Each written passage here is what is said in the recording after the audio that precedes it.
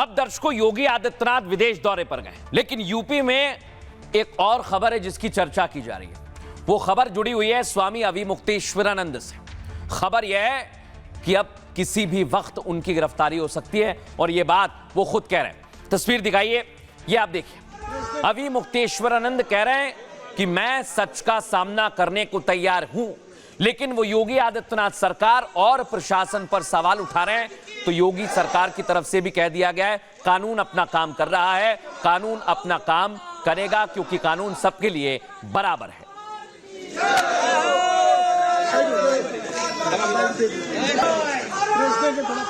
इधर कहा गया कानून सबके लिए बराबर है, लेकिन स्वामी अविमुक्तेश्वरानंद ने फिर सरकार पर सवाल उठाए। सुनवाते हैं आपको। इस समय है ये चाहती है कि हम ही धर्माचारी हों, हम ही सरकार हों। दूसरे जो गुरु हैं उन सबको या तो अपना अनुगत बना लिया जाए, जी हजूर बना लिया जाए, और या तो फिर उनको मानमर्दन करके समाप्त कर दिया जाए। स्वामी अविमुक्तेश्वरानंद सवाल उठा रहे हैं सरकार पर, लेकिन योगी आदित्यनाथ ने भारत नहीं विदेश में जाकर भी कहा कि सभी देश का हर नागरिक उसके अधिकार बराबर हैं। सुनिए जरा। साथ एक संगम में आस्था की डुबकी लगाते हैं। न कोई छोटा है, न कोई बड़ा, न बुजुर्ग है, न जवान। तो एक साथ एक संगम में आस्था की डुबकी लगाते हैं। न कोई छोटा है, न कोई बड़ा, न बुजुर्ग है, न जवान। अब दर्शकों मैं बताता हूं, स्वामी अविमुक्तेश्वरानंद के कई समर्थक उनसे मिलने पहुंचे और वो गिरफ्तारी के डर से रोने लगे। क्या हुई बातचीत, सुनवाइए जरा।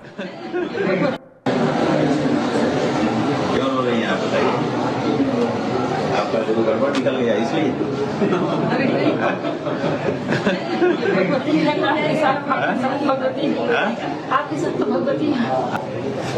अब ये है कि इनको जी हजूर शंकराचार्य चाहिए सरकारों को, और जो ये चाहें वही बोले, जो ये कहें वही करें। हम लोग जी हजूर नहीं बन पा रहे हैं, यही बात है। और जी हजूर बनना उचित भी नहीं है, क्योंकि जो अपनी परंपरा है उसके अनुसार ही इस पर तो ये तब जब आपका गुरु गड़बड़ हो। लेकिन दर्शकों, इसके पीछे बहुत बड़ी सियासत है, क्योंकि अखिलेश यादव पर्दे के पीछे से तो कहीं काम नहीं कर रहे, क्योंकि जैसे ही विवाद आया अखिलेश यादव ने भी उसमें घी डालने का काम किया। सुनिए जरा। और फिर इनसे क्या उम्मीद करोगे?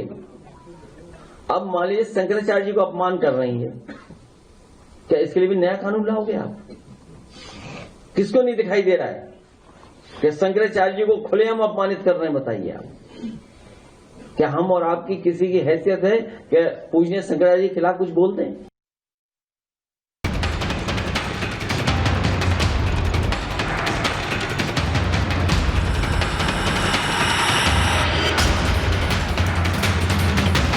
प्रयागराज माघ मेले से शुरू हुआ विवाद अब अंतहीन नजर आने लगा। न शंकराचार्य झुकने को तैयार, न ही प्रशासन पीछे हटने की मंशा में है। विवाद में समाजवादी पार्टी की एंट्री ने इसे सियासी रंग दे दिया।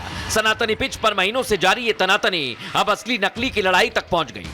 सनातन धर्म को नष्ट करने के लिए कुछ लोग चोला पहन करके आ गए हैं, अपने आप को हिंदू हिंदू कह रहे हैं। उनका काम हिंदुओं का नहीं है, वो हिंदुओं के विरोध में काम कर रहे हैं, लेकिन अपने आप को हिंदू सिद्ध करके कर रहे हैं। जब विधर्मी चोट नहीं पहुंचा सके तो हिंदू चोला पहन करके हिंदू धर्म को नष्ट करने के लिए कुछ लोग आगे आए हैं। स्नान से शुरू हुआ फसाद आरोप प्रत्यारोप के रास्ते अब कोर्ट की दहलीज पर है। आगे क्या होगा ये कहना मुश्किल है, लेकिन इतना तो तय है कि कहानी का क्लाइमैक्स दिलचस्प होगा।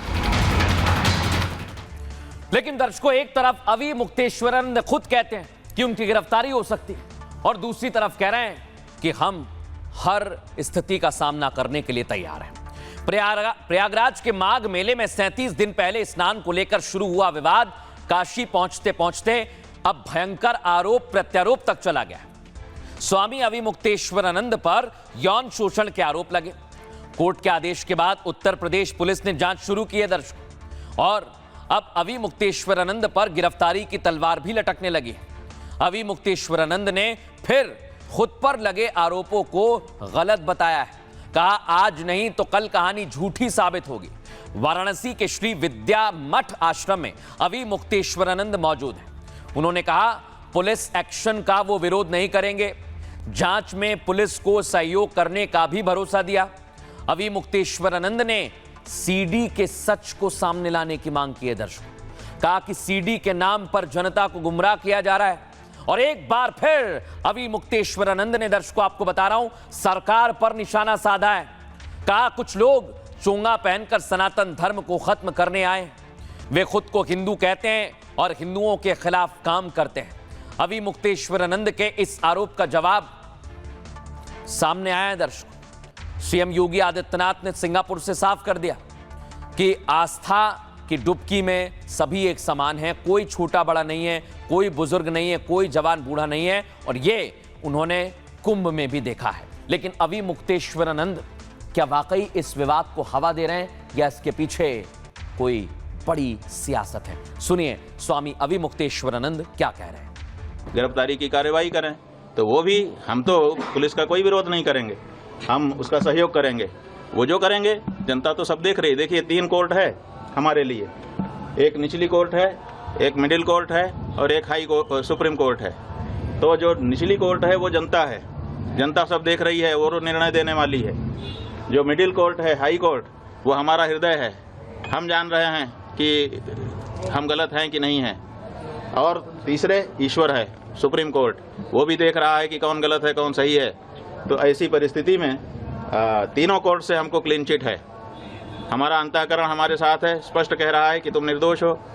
ईश्वर की तरफ से भी हमको वही सूचना है और जनता की ओर से भी। तो जो झूठ है वो अंत में निकल ही जाता है, पता चल ही जाता है कि ये सब बनावटी था। ये कह करके भ्रम फैलाया जा रहा है कि सीडी है, सीडी है। वो सीडी किस चीज़ की है, वो उसको क्यों नहीं सार्वजनिक किया जाता है? कहा जाता है कि बच्चों के साथ अन्याय हो रहा था और बच्चे जो है वो निकल करके गए। हमको आकर के उन्होंने बताया, जैसा कि देखिए कोर्ट में क्या है हम नहीं बता रहे हैं, लेकिन जो सार्वजनिक रूप से आशुतोष ब्रह्मचारी ने कहा है उसके आधार पे हम आपको बता रहे हैं कि वो कह रहे हैं कि बच्चों ने आकर के हमको बताया कि हमारे साथ ये हो रहा है। लेकिन दर्शकों, एक बहुत बड़ी बात, इसको लेकर अब संत समाज भी मैदान में आ गया और वो इसे लेकर मुखर दिखाई दे रहा है। सुनवाता हूं आपको। जो ये विषय है कि अभी मुक्तेश्वरानंद जी के खिलाफ कोर्ट ने पॉक्सो कानून के अंतर्गत एफआईआर करने का आदेश दिया है। अब अगर इसको कोई व्यक्ति ये पूछे कि आपका इस विषय में क्या कहना है, तो ये कोर्ट का विषय है, कानून का विषय है, उसके विषय में हम क्या ही कह सकते हैं। अभी मुक्तेश्वरानंद जी ने अपना माहौल इतना खराब किया हुआ है, उन्होंने अपने व्यवहार से, आचरण से, वाणी से, हर तरह से संतों का अपमान किया। इस समय पूरे देश में शंकराचार्य के नाम पर स्वामी अभिमुक्तेश्वरानंद जी ने जो एक तरह का बंड बना के रखा है, ये सचमुच हिंदू धर्म के लिए एक चिंता का विषय है। लेकिन दर्शकों, आज तो बहुत बड़ी तस्वीर आई। जो सियासत के आरोप लगाए जा रहे हैं वो लगता है सही है, क्योंकि आज समाजवादी पार्टी का प्रतिनिधिमंडल स्वामी अभी मुक्तेश्वरानंद से मिलने गया। अब आप तस्वीर को देखिए जरा। सबसे पहले कई इसमें नेता पहुंचे, दावा किया गया कि समाजवादी पार्टी अभी मुक्तेश्वरानंद के साथ आ गई है। अब दर्शकों, पूरी तरह से खुलकर समाजवादी पार्टी तो मैदान में आ चुकी, लेकिन अखिलेश यादव और सपा अगर स्वामी अभी मुक्तेश्वरानंद के साथ हैं तो इसके पीछे की वजह क्या है, आइए जरा आपको बताएं। स्वामी अभी मुक्तेश्वरानंद पर केस दर्ज होने के बाद सियासत तेज हो गई। दर्शकों, समाजवादी पार्टी का प्रतिनिधिमंडल अभी मुक्तेश्वरानंद से मिला। दावा है कि अखिलेश यादव के आदेश पर ये लोग सभी बनारस पहुंचे। श्री विद्या मठ में सपा ने हर मोर्चे पर साथ देने का भी ऐलान किया है। तस्वीर आप देख रहे हैं। इस मामले पर अखिलेश यादव ने शुरू से मुखरता दिखाई है। बीजेपी और सीएम योगी पर भी जमकर निशाना साधा है। कहा कि सच्चे संतों का अपमान करना बीजेपी की आदत सी बन गई है। देश और प्रदेश की सरकार पर तानाशाही के भी आरोप लगा दिए। अखिलेश यादव ने बीजेपी पर यादव समाज को बांटने का इल्जाम भी लगाया। कहा पहले हिंदू मुसलमान के बीच तनाव पैदा किया गया, लेकिन अब हिंदुओं के साथ हिंदू को लड़ाने की कोशिश होने लगी है। अखिलेश के बाद कांग्रेस भी इस विवाद में कूद गई है। कांग्रेस ने शंकराचार्य अभी मुक्तेश्वरानंद को समर्थन पत्र दिया है। कांग्रेस ने कहा यदि पुलिस शंकराचार्य को गिरफ्तार करती है तो कांग्रेस और युवा कांग्रेस के एक एक कार्यकर्ता सड़क पर आ जाएंगे। कांग्रेस कार्यकर्ता जेल भरो आंदोलन करने के लिए भी पूरी तरह से तैयार है और यह विवाद दर्शकों आगे बढ़ेगा। और अखिलेश यादव ने कैसे सियासी हवा को अपनी तरफ मोड़ने की कोशिश शुरू कर दी है, सुनिए जरा। हमारे धर्म की सबसे पूजनीय शंकराचार्य, उन पर झूठा मुकदमा लगाना, जब मेले में आयोजन में उन्होंने जो रास्ता तय किया था उसी पर आपत्ति थी प्रशासन को, और जिन लोगों ने उन्हें स्नान नहीं करने दिया कार्रवाई उन पर होनी चाहिए थी। सुनने में आ रहा है उनके पक्ष में 2 डिप्टी सीएम आ गए हैं। अगर 2 डिप्टी सीएम उनके पक्ष में हैं तो सरकार कैसे चल सकती है? तो लगता तो ये कि कहीं दोनों मिली जुली तो नहीं है।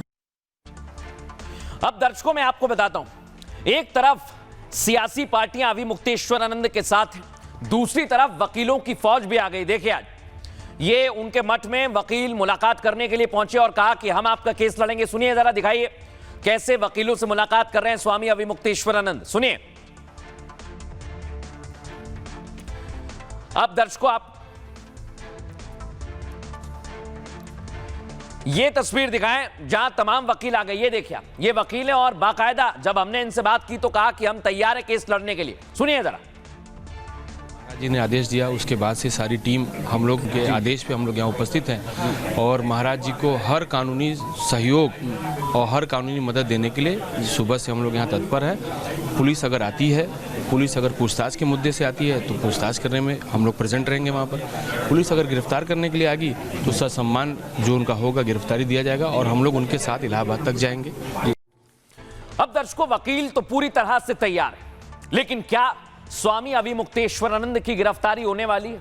क्योंकि कयास तमाम लगाए गए, लेकिन दर्शकों जो खबरें हैं वो बहुत ज्यादा इशारा करती हैं कि मामला ठीक नहीं है। स्वामी अविमुक्तेश्वरानंद ने आज वकीलों से मुलाकात की है, ये आप देख रहे हैं वकील पहुंचे। वकीलों ने कहा शंकराचार्य के खिलाफ साजिश हो रही है, अविमुक्तेश्वरानंद पर यौन शोषण का आरोप झूठा है। वकीलों ने 18 जनवरी के बाद से घटनाक्रम पर सवाल भी उठाया, पूछा जब यह घटना हुई थी तब मेडिकल क्यों नहीं कराया गया, तब अविमुक्तेश्वरानंद पर मुकदमा दर्ज क्यों नहीं कराया गया और उस वक्त सबूत क्यों नहीं इकट्ठा किए गए। श्री विद्या मठ में वकीलों ने हर तरह के साथ देने के ऐलान के साथ ही कह दिया है जल्द ही पुलिस इधर अविमुक्तेश्वरानंद से पूछताछ कर सकती है और इस मामले में अविमुक्तेश्वरानंद की गिरफ्तारी भी हो सकती है। पॉक्सो एक्ट में कड़ी सजा का कानून की किताब में प्रावधान भी है दर्शकों। धारा में 20 साल तक की सजा से लेकर उम्र कैद तक की सजा हो सकती है। लेकिन अब वकीलों ने तो मोर्चा खोल दिया है और सुप्रीम कोर्ट के वरिष्ठ वकील क्या कह रहे हैं इस पूरे मामले को लेकर, सुनिए। देखिए, जिस तरीके की धाराएं इस केस में लगी हैं वो बहुत ही ज्यादा एक तरीके से कह सकते हैं जघन्य अपराध की श्रेणी वाली धाराएं हैं, जिसमें जो पनिशमेंट है अगर आप सेक्शन 6 की बात करें तो उसमें 20 साल से लेके लाइफ टाइम तक का इम्प्रिजनमेंट है। तो ये अपने आप में काफी एक गंभीर धाराओं पे गंभीर पनिशमेंट की बात है। यहाँ पे जिस तरीके से अगर इसका एक पहलू ये भी है कि सामान्य घटना नहीं है और सामान्य व्यक्ति के खिलाफ नहीं है। साथ में स्वामी जी के खिलाफ अगर कोई नहीं बनता है केस तो एंटीसिपेटरी बेल भी ली जा सकती है हाई कोर्ट से जाके, और साथ में क्वेश्चन के लिए भी हम BNS में अकॉर्डिंग और CRPC के अकॉर्डिंग क्वेश्चन के लिए भी केस डाला जा सकता है इलाहाबाद हाई कोर्ट में।